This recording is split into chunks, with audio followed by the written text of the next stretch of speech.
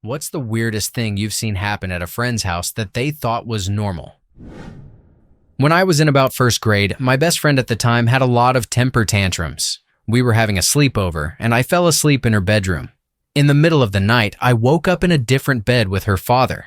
I was very confused, but he explained that she had a temper tantrum, and her mom went to sleep in her bed with her, so they moved me to the guest room. I was young and did not understand that it was not normal for him to be in the same bed as me. Just him and me. I told my parents when I went home the next day, and they were extremely concerned, asking me if he touched me and things like that. I was very confused because my innocent mind did not understand that concept at all. Now, as an adult, I look back and think, why didn't they just move me to the other room? Why did the dad have to get in the same bed with me? They are genuinely good people and nothing happened, but it is still strange. Story 2 here is an I was that family story. My godmother, who was practically an aunt, ran a fairly successful daycare out of her home in the 90s. She was a first-generation immigrant to the United States, whose parents had come to the New England area from Ireland. My 2 younger brothers and I spent a lot of time at her home, and I was usually the oldest child there. When I was about 8 years old, she started having me make her favorite drink, gin and tonic. She drank these all day while running her home daycare. At 8 years old, I knew how to mix cocktails, that forks were better for stirring than spoons, and that large plastic bottles of gin were cheap and low quality. This went on for years, pretty much on a daily basis, until my family moved out west. My godmother kept her daycare running until she died, most likely from health problems related to alcohol. I was 15 when she passed, and I am in my 30s now. I honestly went most of my life thinking nothing of it until I became a father a couple of years ago. That was when I thought, how did anyone let her run a daycare? As a side note, I drink, but I would consider myself an average drinker, if not below average. That said, I could never stomach the thought of gin and did not try it until I was 30. This was because early in my daycare bartending career, I once licked my finger after a couple of drops of gin splashed on my hand while I was pouring. That cheap plastic half-gallon gin was the worst thing I had ever tasted, and I had no idea how my godmother liked it so much. It completely ruined my taste for gin at 8 years old. Story 3. This is more of a date story. I was on a date with a guy who was cooking dinner for me when his dog took a giant horse-like piss in the living room. I jumped up, a little panicked, trying to get his attention to what had just happened. He did not even look up when he said, "Oh yeah, she does." That sometimes, and that was it.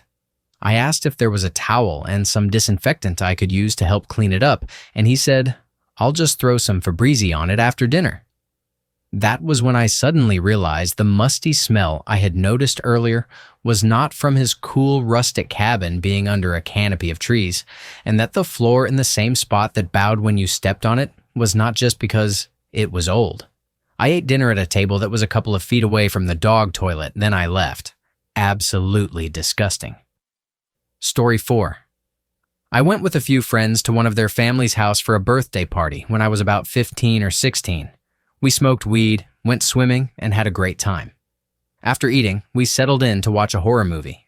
At some point, I looked around and noticed that everyone in the family was sitting in the same crisscross applesauce position and slowly rocking back and forth while watching the television. It is definitely not the weirdest thing on this thread, but something about it was extremely creepy. They were very nice, though. Story 5. A similar thread popped up a few months or maybe years ago, and I will never forget the family that shared milk. If you did not finish your glass, it was poured into someone else's glass or back into the carton, including the guest.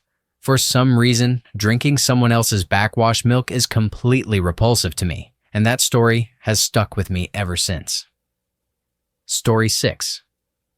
About 15 years ago, I visited a friend's house in San Francisco around 3rd Street, which was a rough neighborhood. As soon as I walked in and passed through the kitchen, I noticed that all 4 gas stove burners were on full blast with nothing cooking on them.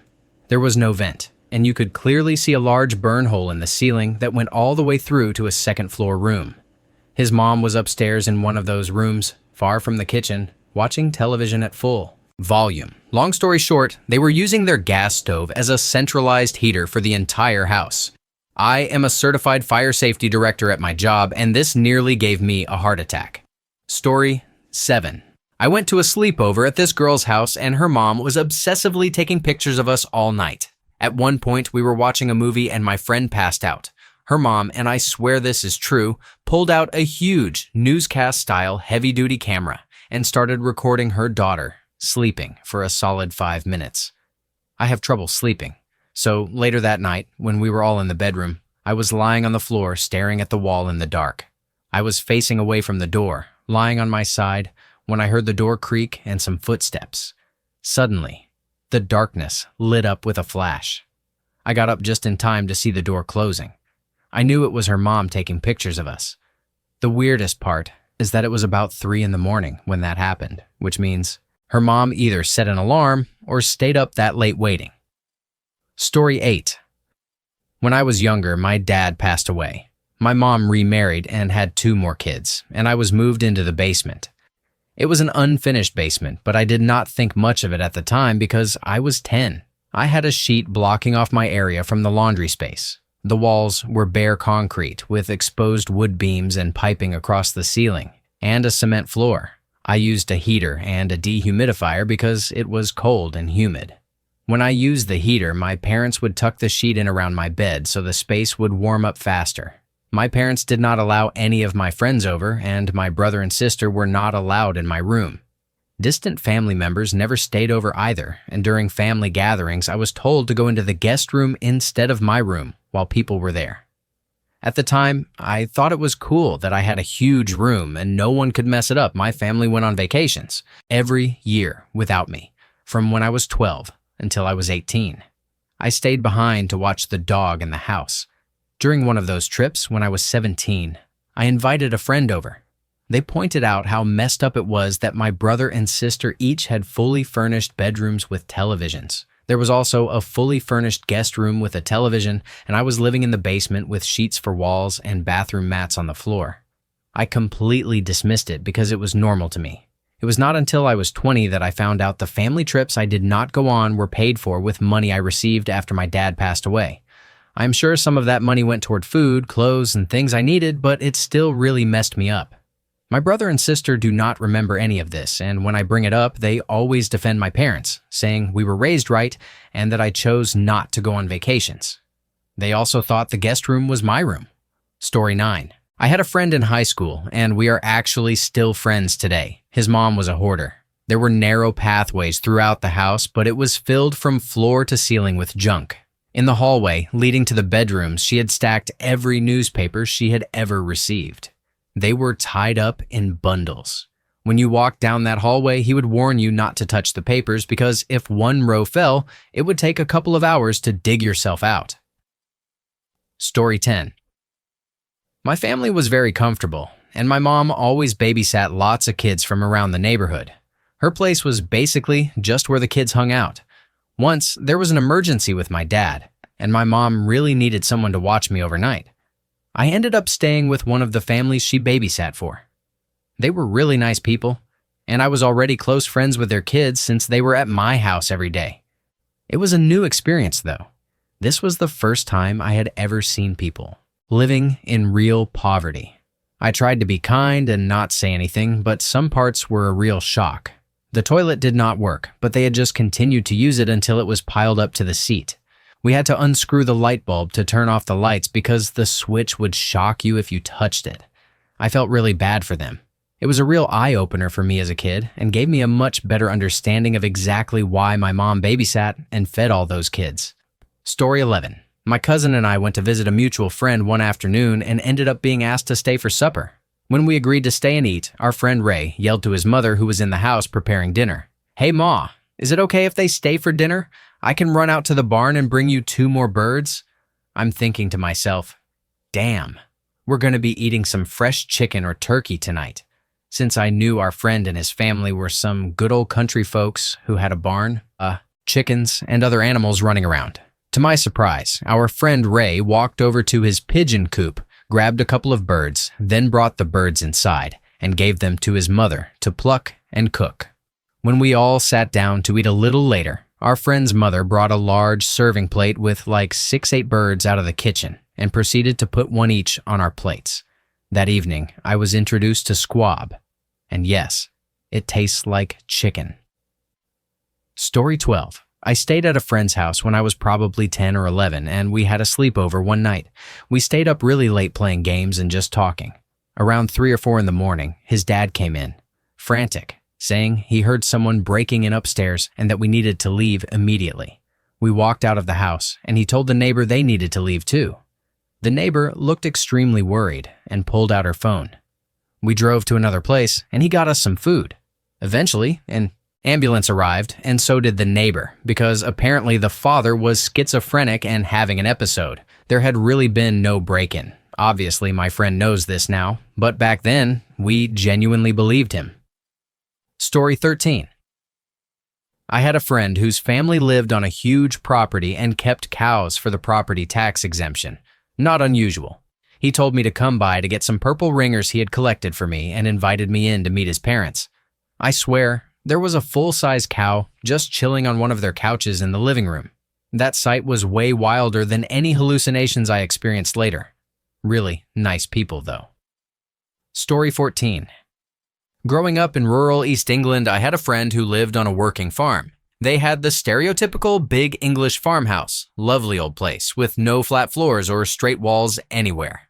Downstairs had an interesting layout. There was a room that was almost hidden away, easy to miss unless you knew it was there or noticed it from outside. I only ever went in this room once or maybe twice in many years of being friends and visiting their house. It was their Christmas room. They kept decorations up all year, and whenever they bought presents, they would wrap them and leave them in the room until Christmas. It was pretty awesome, actually. A whole room just for that. Often at Christmas time, they would even forget what a present was for another family member. Story 15. When I was younger, I was best friends with 2 brothers from Jamaica. One day, they asked me to stay over so we could play some Atari after we finished playing outside. We got home 12 minutes past their curfew, and their dad, who was usually extremely calm, told us to sit in the living room. I sat there with my 2 friends, and they were unusually quiet, which felt a bit weird, until their dad walked in with a belt and beat the living daylights out of them. I was terrified. Not literally, because I thought I was next, but he did not hit me, which was a huge relief. After the beating, he calmly asked if I wanted some carrot juice, while my friends went back to setting up their Atari like nothing had happened. I just sat on the sofa, wondering what the heck had just gone on. Story 16. I slept over at a friend's house when I was around 10. She was the only girl in her family and had 5 brothers, whose ages ranged from about 4 to 15. Everything about my friend's room and sleeping situation was normal, but her brother's room was bizarre. They shared one large room with 3 bunk beds. Each mattress had only a fitted sheet and a pillow. No top sheets, blankets, or comforters. The boys didn't have pajamas either. They slept in the clothes they had worn that day, with their shirts tucked into their pants and belts on. Their room had no door, and neither did the connected bathroom or their closets. It turned out they were fundamentalist Christians, and the boys' sleeping setup was meant to prevent soloing. Story 17. My girlfriend and her little brother were staying at a sort of foster home that was absolutely filthy. They knew it was dirty, but did not complain, since it was still better than their previous situation. The parents there had 2 little boys of their own, and for them, it was normal. I feel bad for those boys. They will either realize their home is disgusting and never invite anyone over, or have someone over who is embarrassed or does not want to be their friend anymore because of it. Story 18. I'll be the weird family. My dad is a doctor, and one day my friend came over with a completely blackened toenail from getting stepped on by a baseball cleat. My dad said it was no problem, just some blood trapped under the toenail.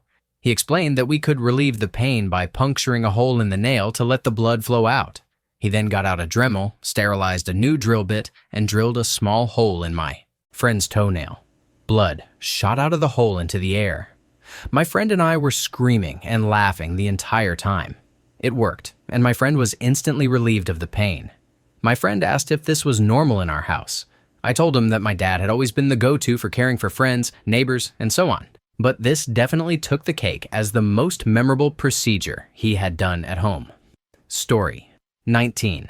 One of the first times I met my husband's family, I was at their house, and he gestured for me to sit down and be comfortable. Their house was very cluttered. Not quite hoarder level, but close.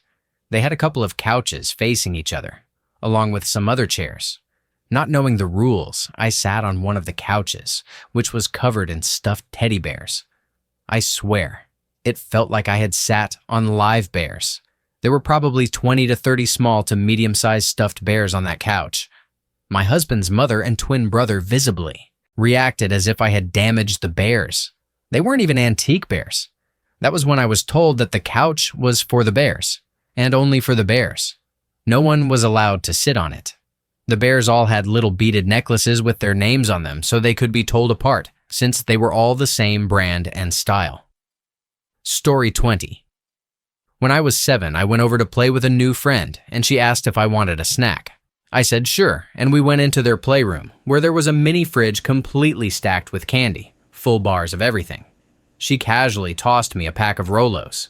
The house was a manufactured home, not a trailer per se, but definitely not like a typical house. I know this doesn't indicate how much money the family had, but it was not in an upscale neighborhood or house.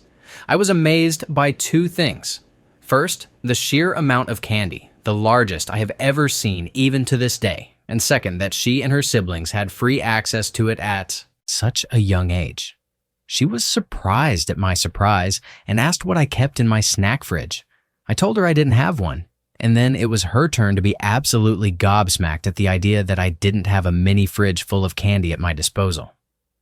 Story 21. Not at my friend's house, but when we were 15, we went for a walk to her mom's friend's house to get her some cigarettes. When we walked in, the 2-year-old was covering themselves in margarine. The floor was covered in roaches, animal feces, used diapers, and rubbish. There was peanut butter on the walls and the kitchen table. It was incredibly sad to see dirty and neglected children living like that. The weirdest part was seeing the toddler smearing margarine in their hair with no one caring. The rest of the house was disgusting, but I had seen that kind of living before. I had never seen such complete indifference toward a baby. It was awful. Story 22. I was sleeping over at a friend's house in 6th grade. Around 3 in the afternoon, we arrived at her apartment after school and walked in to find her mom half-dressed, passed out drunk, sprawled on the floor with her head resting on the ground, one arm twisted oddly so it somehow rested on the coffee table, and her legs draped over the couch. The TV was on and blaring. She didn't even notice we had arrived. I had zero experience with anything like this. Although I could tell my friend was embarrassed, I didn't fully understand the situation or its implications. I pretty much just thought it was an odd place for a nap, which is how I explained it to my parents later. I might have even asked them if I could sleep on the couch and watch TV too. Bless my parents for immediately understanding the situation but not making a scene, preserving my naivete and never embarrassing my friend. My family is pretty good at being subtle, for better or worse. However, that was the last time I stayed at her house. All sleepovers with that friend were at my house from then on. At the time, I didn't even notice the subtle change for a couple of years, but looking back, I think my friend really appreciated it. We're still friends, and she has kids of her own now and is doing great. She's a doctor. Her mom, however, still struggles with alcohol and is just as in-your-face about it now as she was then. Story 23. I went to a friend's house as a kid and was sitting at the dining table for lunch. The house phone rang, and everyone, including the mom and dad, dropped to the floor. I was the only one left sitting there. The dad told me I now had to answer the phone. "Hello, Johnson's house," I said, then held the phone out to him. It's for you," he said. Everyone laughed, and I was so uncomfortable. The next time the phone rang, I was the fastest one to the floor, I can tell you that. Such a fun-loving family. I loved going there. Story 24. Back in high school, I had a friend whose mom seemed super chill. She would let us come over to smoke, drink, and hang out. At one point, things got really weird when one of the other guys in our friend group started sleeping with our friend's mom. The guy ended up getting aggressive and bossing the kid around because he was dating his mom. It was definitely messed up, and no one did anything about it. The other friends in the group would tease the mom's son about it, but that was about it.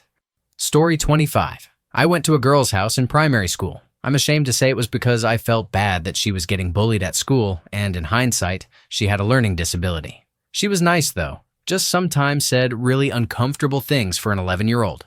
She had a 3-year-old brother, and I saw her mom reading a book titled How to Be a Good Mom, or something similar. She started screaming at the toddler for not vacuuming his room, Referencing the book, I thought, ma'am, you expect this infant to vacuum his room? To be fair, he did end up doing it, but my mind was blown. Their family had a really weird dynamic. Story 26.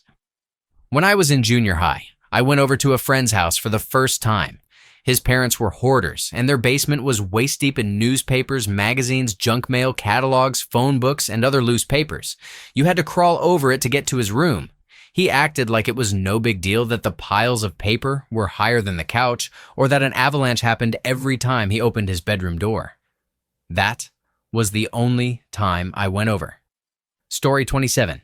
I celebrated Christmas with my high school girlfriend's family one year. It was her mother's turn to open presents. She opened one from her daughter, then one from her other daughter, and finally one from her husband. Then her husband started pulling tiny hidden gifts for his wife from everywhere. Earrings from the couch cushions, necklaces, bracelets, a bag of candy and flowers. He had at least a dozen presents hidden all over. From behind the curtains, in a lampshade, behind the TV, in a closet. They just kept coming, and he had the biggest grin on his face. When he was done, he wished her a Merry Christmas, told her he loved her, and kissed her right on the mouth in front of me. It was wonderful, but extremely strange to me. It wasn't until that display of love and joy for his wife that I realized I had never once seen my own parents show the least bit of affection toward each other, or heard them say, "I love you." That's when I realized it was my family that was weird. It was also then that I realized it was perfectly manly to be romantic and show love and affection. Her parents were wonderful people, and I will always regard them as role models. I hope they are doing well all these years later. Story 28. His parents walked around completely bare. Another friend and I went over to play the new Pokemon games, Fire Red and Leaf Green, all night, and it eventually turned into a sleepover all-nighter. In the morning, we woke up to his parents poking their heads in to let us know breakfast was almost ready. We were excited and walked into the kitchen, only to find them serving up some extra eggs and sausage. I had never seen an adult all bare before, and our friend was totally unfazed, just eating and talking like it was completely normal. It was super awkward, and we left as soon as we could. Story 29. I went to my friend's house after a high school exam. When I walked in, his dad and stepdad were playing Sorry while smoking cigars, and his mom was making out with some random guy on the couch. She gave us $20 and told us to go get a couple of large pizzas and come back. I don't know what was weirder.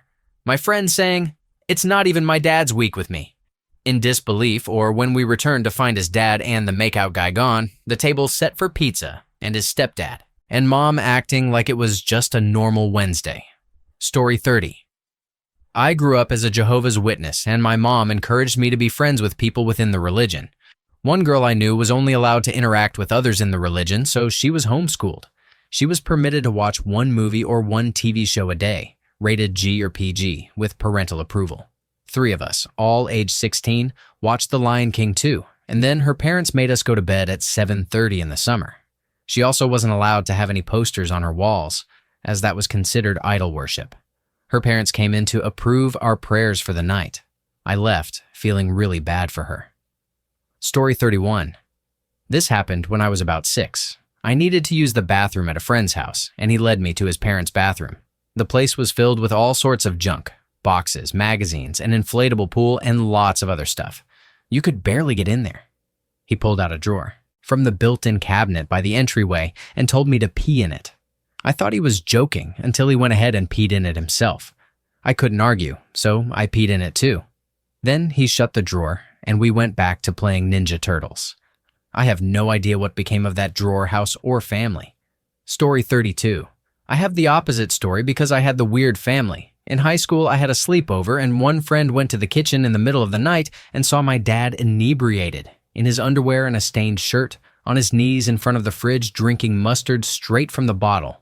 Monday rolled around, and the rumors had spread. I was like, wait, all your dads don't do that too? By the way, he did have his own separate mustard bottle. Story 33. I had a friend when I was 13 or 14 whose family didn't speak at all during dinner. The first time I ate there, I tried to make conversation and got a super weird glare and shake of the head from the mom. After dinner, everyone would just go back to whatever they were doing. I remember thinking at the time, while eating in awkward silence, why would anyone want to eat like this every day? I come from a family of 8, where dinners were chaotic, so maybe I was conditioned too far the other way. Story 34. Does the most horrifically filthy place you've ever seen humans live in count as weird? A friend I had known from middle school invited me over 6 years after graduation. He was living with someone, and they had a child, all in a small 2-bedroom apartment. When I arrived, the smell hit me at the door. The carpet had once been shag, but was matted down into just a filthy layer of fibers. The kitchen had a sheet over the doorway. I couldn't believe my eyes. Every surface was caked with dishes, glasses, boxes, and more. I didn't look too long because it was all covered in thick green fuzzy mold. The sink had standing water covered with a blanket of mold. I was in there for about 4 seconds. After I came out, I asked to use the restroom. Big mistake. The sink, tub, and toilet were black. The sink from hair dye, the tub from filth and black slime, and the toilet the same. The area between them was jammed full of what looked like old towels, rotting and covered in slime, forming a big, smelly lump of horror. There was no way I was going to try to use that bathroom. Their poor child slept on a mattress on the floor in a nearly bare room with just a sheet and blanket. The hallway, right outside, had a bare bulb swarmed with bugs. Yes, CPS was called about the situation. Story 35. His mom walked around topless, barking out a chore list while we sat around the coffee table doing homework. She was a single mom working multiple jobs, and the kids were latchkey kids. They didn't even flinch. The minute she noticed a new face sitting on the rug, staring off into the distance, she shifted immediately. She ducked into the mudroom, threw on her bra and work shirt, and brought out a carton of Oreos from a secret stash, clearly stunned into silence. I think she was terrified I'd tell my parents, but all we cared about were the cookies. Story 36. I have one from the opposite perspective. To paint the picture, I invited a few people over for my 10th birthday party.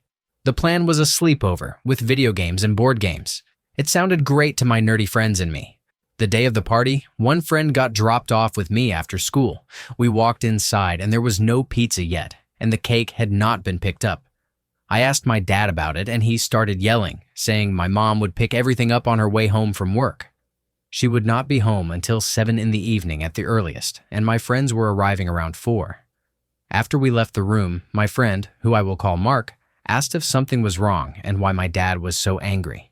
I told him it was normal when my dad forgot something. The rest of my friends arrived around 4. I offered them fruit snacks and told them pizza should be there around 7:30. We took turns playing Gran Turismo 4. At one point, Bill asked if my parents were home because he wanted to meet them. I told him my dad was home but sleeping since he got up early and that my mom would be home around 7. That seemed to satisfy him, and we kept playing. 8 in the evening rolled around and my mom got home. She had no pizza and no cake. She asked if we had already eaten, and I told her dad said she was picking everything up. She asked where my dad was, so I said their bedroom. She went to talk to him, and it was not long before they were clearly screaming at each other. I noticed how uncomfortable my friends were, even though I felt numb to it. That was when I realized this was not normal. I felt awful. I told my friends that my parents would probably argue all night, and that I understood if they wanted to go home. They all did, because of the layout of the house. The phone was in the kitchen, closer to the bedrooms. I walked with each friend so they could call their parents. I even had to speak to Frank's parents for him because he was too shaken. Within an hour, everyone had been picked up. Mark was the last to leave and asked if I wanted to stay at his place. I told him I could not leave without telling my parents, and I did not want to involve his family. We hugged, and he left. My parents finished screaming around 11 that night when my dad stormed out saying he was going to a friend's place for the weekend. I was reading in the living room when my mom came in and saw the house cleaned up and empty. She asked where everyone was. I will never forget the look on her face when I told her they had all called their parents and gone home. At the time, I thought this was normal. I thought everyone's parents argued endlessly, lied to each other, and got angry without warning. I thought everyone learned to stay invisible, to watch exits, and to stay calm under pressure. I have not celebrated a birthday since. Even trying brings back too many memories. Mark and I are still friends all these years later. He is one of my only friends, and by far, my closest. Story 37. My friend and I went to our wealthy friend's house to play. They said they needed to do something and would be back in an hour, so we stayed in the room and played while we waited. It turned out the entire family had lunch and had locked us in the room so they wouldn't have to feed us. Once we found out, we all felt hurt and decided never to play at their house again. Story 38. My friend's parents lived with the grandparents, and the grandpa had apparently had a stroke years earlier. They kept him in a recliner in the front room with a steady stream of corn playing on loop. I went over for a sleepover, not knowing that the only place for me to sleep was in the living room. Grandpa did not sleep in a bed, he stayed in the recliner all night. Grandma would come out periodically to change tapes, and he would grunt loudly when one was over. All the kids acted like this was perfectly normal, and the adults joked about wishing they could be so lucky. I was 8 or 9 at the time. They didn't have a phone, so I couldn't call home. I never went to a sleepover there again. Story 39. When I was in high school, a friend invited me and 2 other friends to his house for dinner.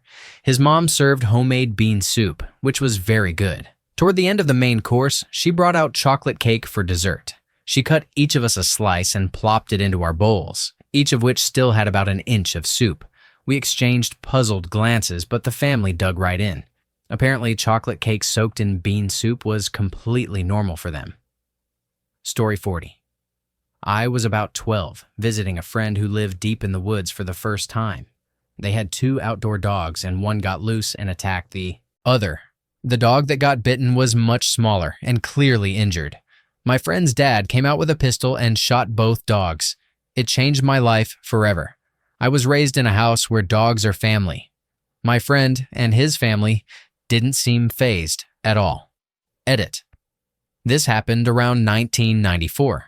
My friend lived completely off the grid in a very rural town.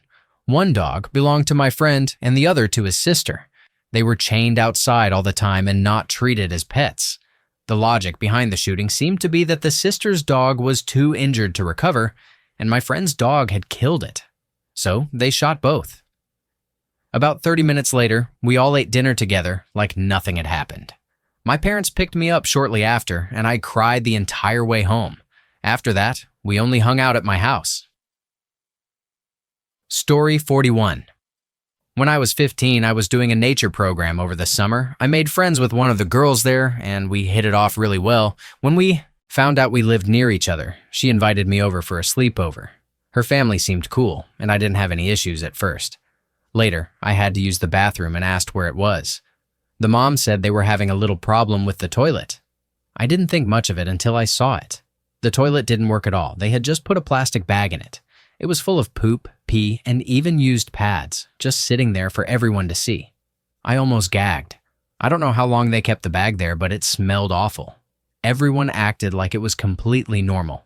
To this day, I never found out if it ever got fixed. Story 42. I had a friend who lived in a 3rd-floor apartment. He would take his dog out by hoisting it over the balcony on a leash, lowering it, and then hoisting it back up. The dog had a custom-made body harness and loved every bit of it. Sometimes he would give it a good swing, and the dog would spread its legs out like Superman. The dog would even stand by the balcony door when it was ready to go out. The same friend also had a pet robin. When it was a baby, he found it injured and nursed it back to health, eventually letting it go back to the woods behind his apartment. For months, the bird would come back to the balcony. With a distinct whistle, he would summon the bird for mealworms. It became his go-to move with dates. Story 43. I once visited a friend's house after school on a Friday, planning to spend the night. I had only ever hung out with her at school or at another friend's house. When I arrived, I realized it was a total dump. Literally. I had never seen such a messy house. Then I saw her room. The door was torn off its hinges and thrown onto one of the many piles on the floor.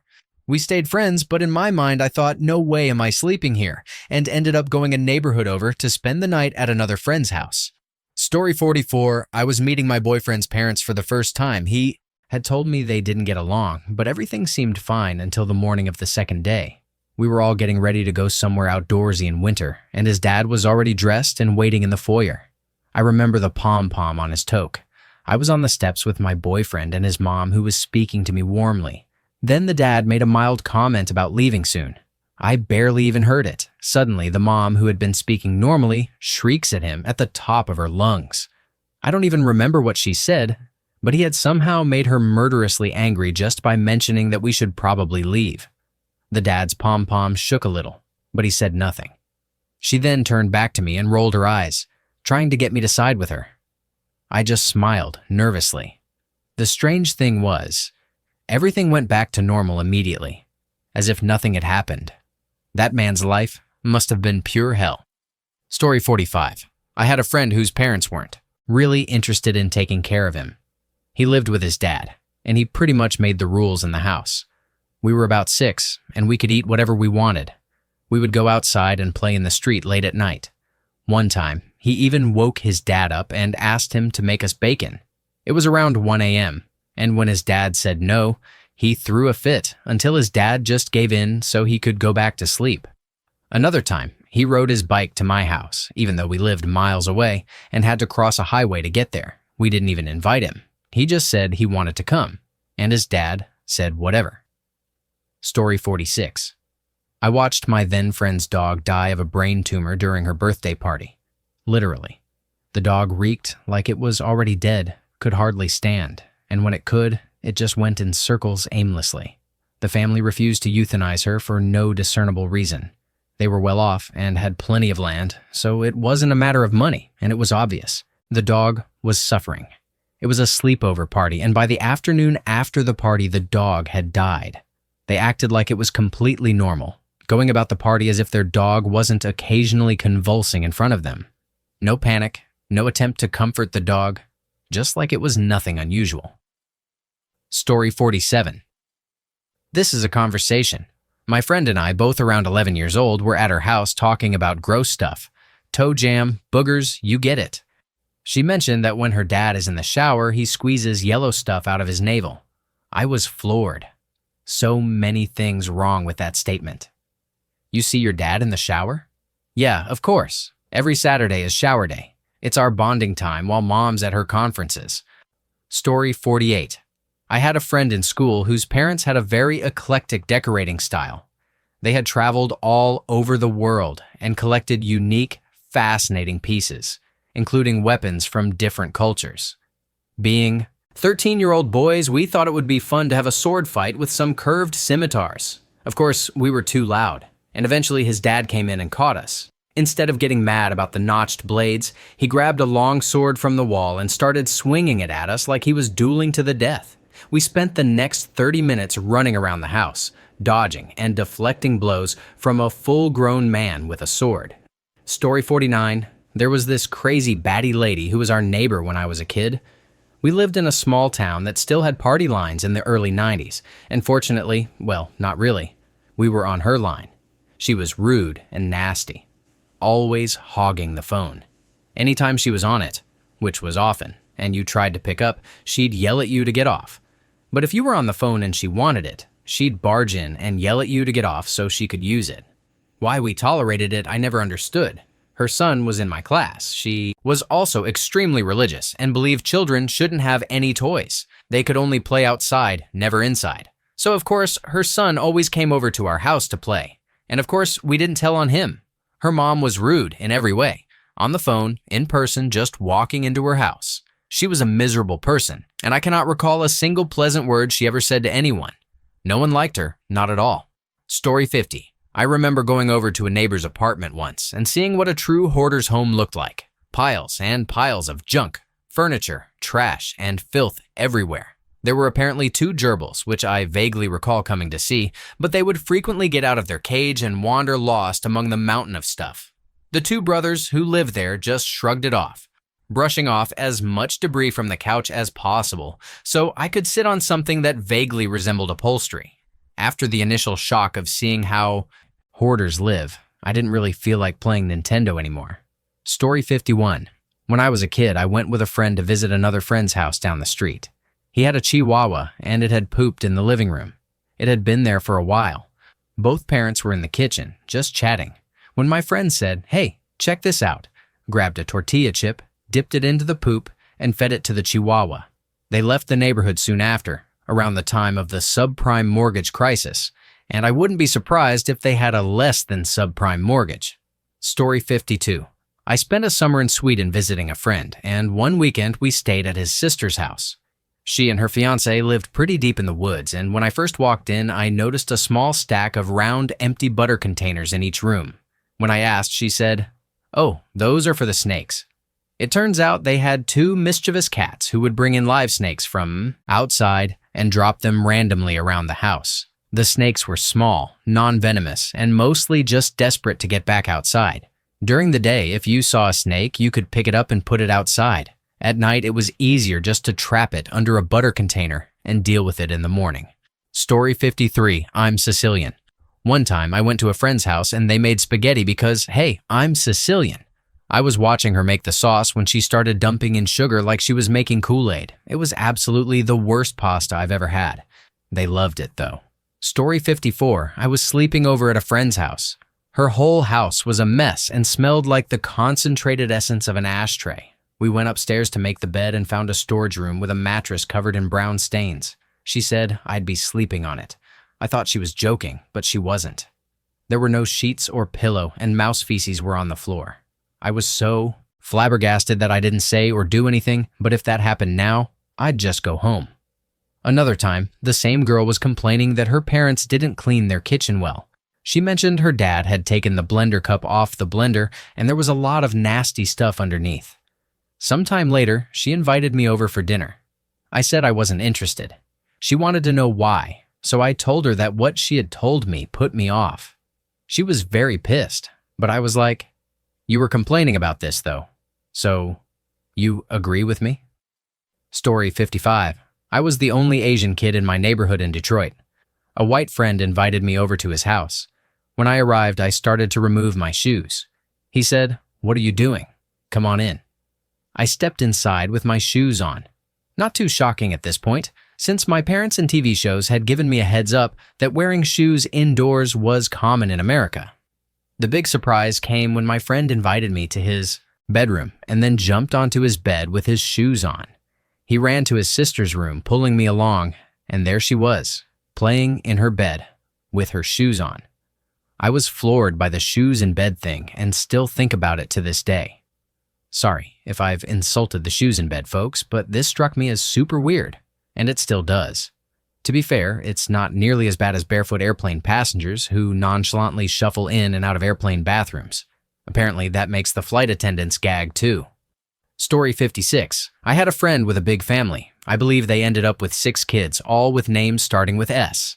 Everyone was super nice, but the father was, still is, I hope, Mr. Fun-loving BBQ dad to an extreme degree. He was a 2-beer helmet sort of guy, not in a reckless or alcoholic way, more in an 80s muscle pants, about to cannonball into the pool at any moment kind of way. Dude had a different giant display with custom-made masked figures, stuffed with hay every Halloween, around 20 figures creeping around his lawn, house, and roof. And he'd work on them in between downs as the quarterback in the neighborhood street football game. You get the picture.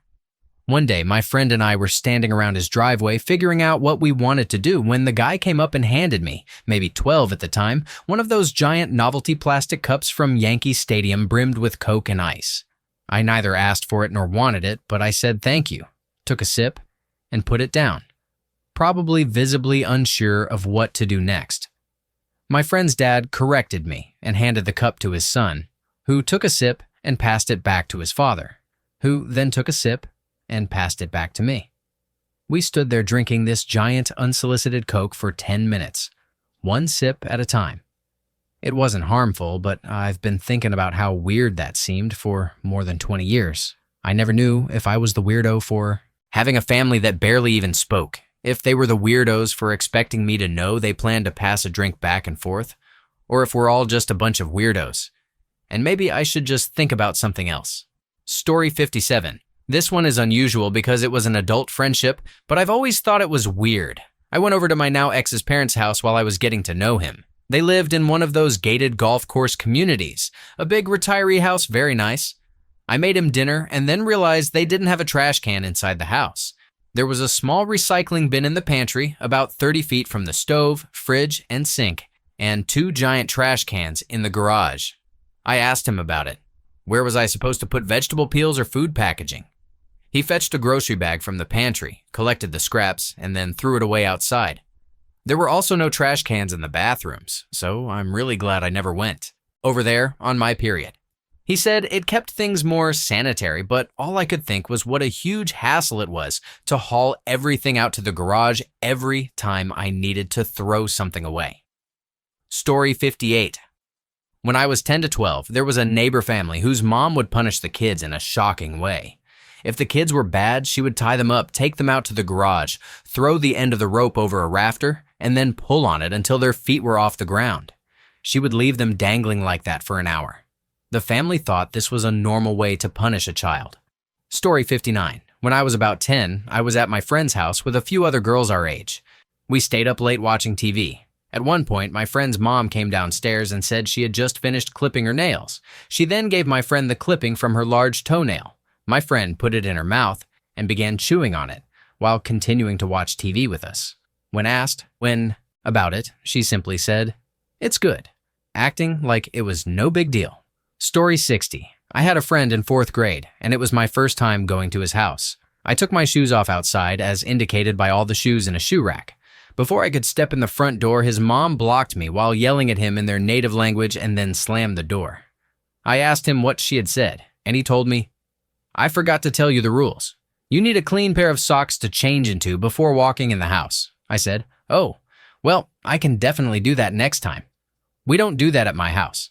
Then I asked if he'd rather come to my house, and he said he couldn't. His mom had also just grounded him for 2 weeks. Shoes outside, normal for some households. But you can't even go inside without clean socks or freshly washed feet? What the hell? Story 61. When I was a kid, my best friend couldn't sleep without country music blaring from the top shelf of her waterbed. I already didn't like waterbeds or country music, but it also made me want to get up and dance rather than fall asleep. I would lie there waiting for her to drift off so I could turn it down. Hell hath no fury when she caught me, though. She would turn it up even louder. She's married now. Bless his heart. Story 64. A piece of ice fell on the floor and my friend's mom yelled, "All hail the sink god." Then the whole family raised their hands at the table and yelled, "All hail the sink god," while basketball shooting the ice cube into the sink. They later told me they had stolen it from a Jimmy Fallon episode, since they saw the look on my face and thought it was funny. But at first, it was kind of freaky. Story 65. My friend's elderly babysitter told me the story of how she had to cut off her sister's arm because she couldn't afford to have it amputated. My friend was totally unfazed, like, "Oh yeah, Barbara's telling the old arm removal story again." I'll never forget sitting there utterly horrified as she said, "So I just went to town." To this day, I can't hear the phrase "went to town" without picturing that old lady sawing her sister's arm off. Story 66. For me, it was the reverse, what my friend saw at my house. My friend, let's call him D, often hung out with me after school. One day, when we were 9, he wanted to spend the night. Our parents both said it was fine. When my mom called us for dinner, D nearly jumped up and hit the ceiling. He must be really hungry, I thought. We went to the kitchen, and my mom handed him a plate with some pizza on it. As he turned to sit down, he stumbled. The plate fell and broke. I saw him turn pale as a ghost and back away from my dad, who was sitting at the table. Then he burst into tears, immediately apologizing and begging for forgiveness. My mom, a little surprised, said, "Oh, don't worry, we'll get you some more."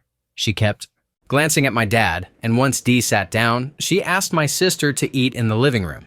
My parents realized what was happening right away, but I was only 9 and didn't understand. After we finished eating, my mom asked him questions. It turned out his dad had been beating him whenever his mom wasn't around. His dad was apparently very good at hiding it, which is also why Dee spent more time at my house than I did at his. Story 67. Our neighbor Ben kept venomous snakes in his house when I was a kid. Lots of snakes, in buckets and cages all over the place, along with other critters like squirrels. He would invite us over to show off what he'd caught in the woods. My dad seemed to think it was cool, so I didn't realize how strange it was. One day, when my dad was at work and only my mom was home, Ben came over in a panic. He had been bitten in the arm by a diamondback rattlesnake. We all got in the car, and my mom drove him to the hospital. I will never forget being in the waiting room. It felt like a movie. My mom was really upset. When the doctor came out, for some reason, the first thing he said was that there was nothing they could do for him. My mom went hysterical before the doctor could explain that Ben had been bitten so many times in the past that his body had natural antivenom, and they wouldn't need to do anything. He was just fine. Story 68. My friend's parents were convinced the CIA was listening to them. This was in the early 90s through the mid-90s. They believed most of the insects around their house were actually listening devices. They also claimed that while cleaning a closet, a voice told them to back away, which they took as proof they had almost found a bug. The dad had worked for the Secret Service before retiring, with non-classified photos displayed in the house, which probably fed into the paranoia.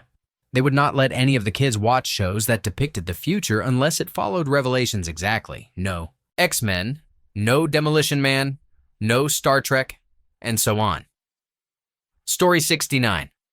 Some girls from my Girl Scout troop invited me over to their house to play. We were probably 8 to 10 years old. They were 2 of 10 kids in the house. I was being raised by a single dad, so he was thankful for a little help, and I got to play with my friends. First, they told me all about the routines in their house. Chores for boys, chores for girls, chores for older kids, chores for younger kids, and how they did their homework, since they were homeschooled. The weird part was when they asked if I wanted a snack. Sure, I love snacks, but their snack was literally an open package of raw ground beef, which they each took a handful of to eat. I politely declined and said I wasn't hungry. My dad never let me go back after I told him that. Another homeschool family from Girl Scouts, only 3 kids, invited me over. We had so much fun playing Where in the World is Carmen Sandiego. Then for dinner, they served spaghetti with milk. I was so grossed out that I told my dad I never wanted to eat dinner there again. He told me I wasn't allowed to play with them anyway because they lived on a farm and the mom refused vaccinations. This was rural Michigan in the early 90s. That's all I've got. Story 70. I stayed at a mate's place for the night when we were 16. The family was a little odd with their mannerisms and closeness, but one event stands out more than the others. My buddy and I had eaten a fair amount of pizza, we were stoned, and he ended up uncomfortably bloated from the combination of excessive pizza and soft drinks. I was okay, but he was getting seriously bad stomach aches, and eventually he became stuck on the porcelain throne. I only witnessed what happened because we had been smoking in his laundry room, which is connected to and the only way to reach the bathroom from the rest of the house. My buddy started calling out for his mom. She came in and asked what was wrong. He said he was bloated and had a sore tummy and asked for help. She opened the toilet door, started rubbing his belly while he was farting and pooping, whispering calming words to him. She made slight comments about how brave he was for getting it all out while he groaned and thanked her. This went on for a solid 10 minutes while I sat in the nearby shower room, listening and staring into my bowl of weed, 6 levels deep into what the hell land. Once he finished, his mother left, and he walked in to pack a bowl like nothing had happened. I reacted like any normal person would, pretended nothing happened, because addressing that was way too weird for me. I have plenty of stories with this mate, but for the weirdest normalized family interaction, this takes the cake. Story 71. As a teenager, my friends had a Shih Tzu that would eat its own and their collie's feces. I had seen it do this many times. The fur around its mouth was stained brown from all the poop it had eaten.